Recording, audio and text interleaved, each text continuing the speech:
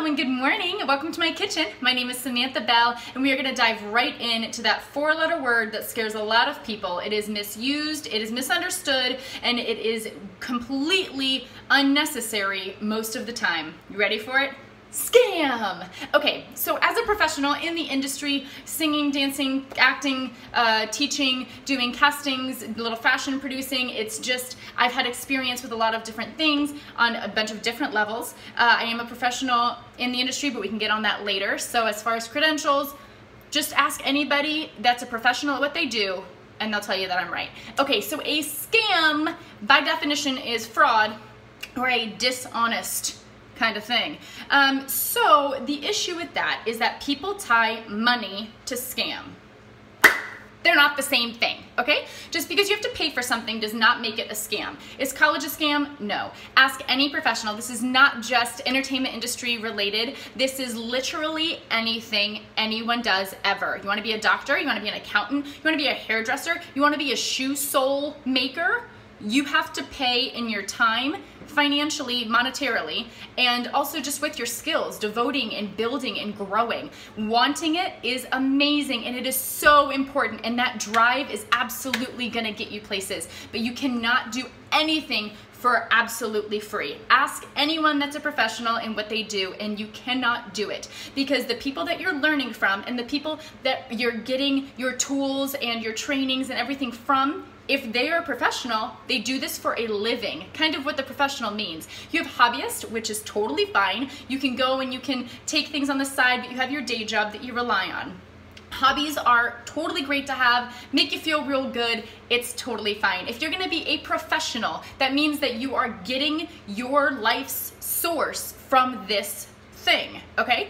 So that means that you have to be good at it. And how do you get good at it? You practice, and you practice what you preach. You preach. You just do it, okay? You hook onto people that you see living the life that you want to live, and you make it happen. So I see people all the time that come in and they say, oh my gosh, all I want is to be a model, actor, singer, dancer, etc., etc. I have no experience, I have no professional photos or reel or monologue or anything like that, and I want you to get me on a commercial with Coca-Cola, and I would like for it to pay for my retirement, and I'm 16. Okay. Let me just stop you there, because there's so much happening, right? So then I say, wow, you have a great look. Let's kind of work on you a little bit. You need to get photos. They say, great, then how about you pay for them? And I say, why would I do that? I mean, okay, if we're a big agency, depending on what you're looking at, you can put things on the books. If it's on the books, it means that you're gonna pay for it in your bookings later.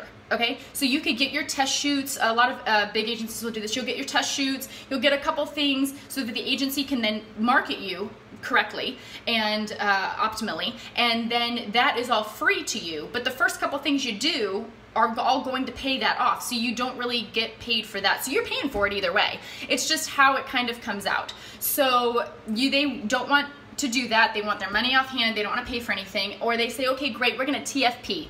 Which is trade for print, which is totally fine. It's when a typically model and photographer, but it could be, you know, for anything. Typically trade for print is with a picture, but TFT, you know, trade for time, I don't know. So you have the model and the photographer, they do a photo shoot together and they both use it for their portfolio. This only works if you are on the same level or lower than what you're at. You cannot reach above, meaning you have beginner, intermediate, and advanced for model and photographer. I saw this graph and it was beautiful. Beginner model with beginner photographer. That's it. You guys can TFP. Otherwise, you're paying for it as you go up the ladder. Intermediate model can be with intermediate photographer or beginner photographer. And the model doesn't have to pay for it because you're going down, or the photographer also doesn't have to pay because you're going across. Then you have experienced and experienced. They can TFP. Otherwise, these people are paying, because you get what you pay for. If you want professionalism, you're gonna pay for it. Are you gonna go to your mom? Well, I mean, your mom's really great, maybe not your mom. Would you go to your great cousin's aunt's third nephew's neighbor who says that he can cut hair, even though he's never done anything? He says he's self-taught, okay? You're about to go to the Met Gala, you need your hair cut because you do that, and he says, great, I'm self-taught, so I haven't paid for any training. I've just done it all off YouTube, which YouTube is great. But I'm self-taught, and I don't have a certification because I don't want to pay for that, because you have to pay for that. Even if you're self-taught and get to that level, you have to pay for unions and for certificates and that kind of thing. But okay, we're not going to pay for that either. So also you have to come to me, and I live in Wisconsin, and you live in Jersey, because I don't want any of the travel expense, because I'm also not paying for that. Also, I live in my parents' house because I'm not paying any rent, because I'm also not earning any money, because I'm not good enough at my job to do professional gigs yet, so I'm still at the trade level. Or would you drive up the road and pay $50 for a haircut from someone that you know is certified and trained and that you have a relationship with, and that has always cut your hair and your grandmother's hair and your best friend's hair? They're gonna be cousins again. They're just always cousins in this. Anyway, the point is that a scam is not something just that you pay for. You want to go to school, you have an audition for an acting program. You get into the acting program, they want money for the program. It doesn't suddenly turn into a scam. It's a business, right? Show business, but also you're getting all of that training and everything that you deemed good enough to audition for. You're getting all of that. You have to pay for it. Those professionals live off of this, and this is how they make their money and how they eat and how they stay places and do things. And so for you to see an audition that's free and then say, nope, it's a scam, they just want your money. Well, let's think about this, because we're going on a dishonest path. I'm also not saying, flip side, that scams don't exist. Of course they do. And I'm not saying that scams don't come up and that they're prevalent in the industry and that you should watch out for them. Absolutely. But the thing is a scam is you go and you pay for this acting course, right? So you audition, you get in, you pay for it, you show up, there's no one there because it wasn't a real course and they just had you pay for it. Okay, that's a scam. That's not cool. Any promises, you have to be very careful. If someone says, you pay for this and I promise I can get you on a Nickelodeon show, unless it's the casting director from Nickelodeon who you just auditioned for and he's saying, come by my office because I got something I want to cast you in, you can't make promises like that. Even as agencies or people that work with agencies, we just take the people and give them. The clients make the final decision.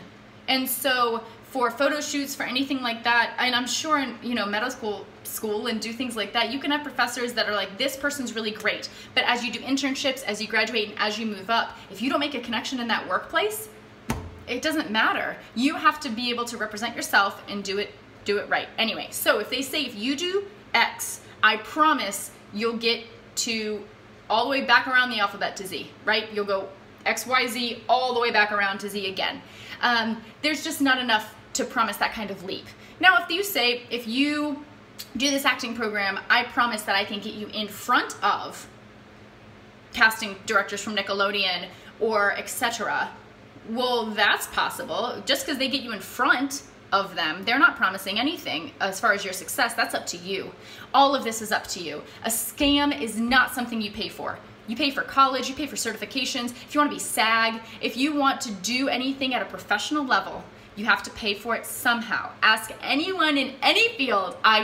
Challenge me on this. I get so worked up because nothing in life is 100% free. As you get up there, of course you can do TFPs and you'll start to get paid for things and you're not paying anymore. But international runway models still will sometimes have to get their own flights and go, and they get paid for the show, but they have to get there first. The castings in New York are not short. And you gotta be there and you have to walk and you have to Uber and you have to do what you need to do because this is what you love and this is what's important to you. Anyway, that is my rant. Thank you so much for sticking with me. Let me know if there's anything that you kind of want me to talk about, delve a little bit more into as far as professional. If you want me to get anyone that is a professional in different areas on here to kind of talk about their experience and what they've done, definitely let me know. I hope you enjoyed. This was my first one and I will see you. Geez, I don't know. This is just kind of impromptu. So, later. It's not over.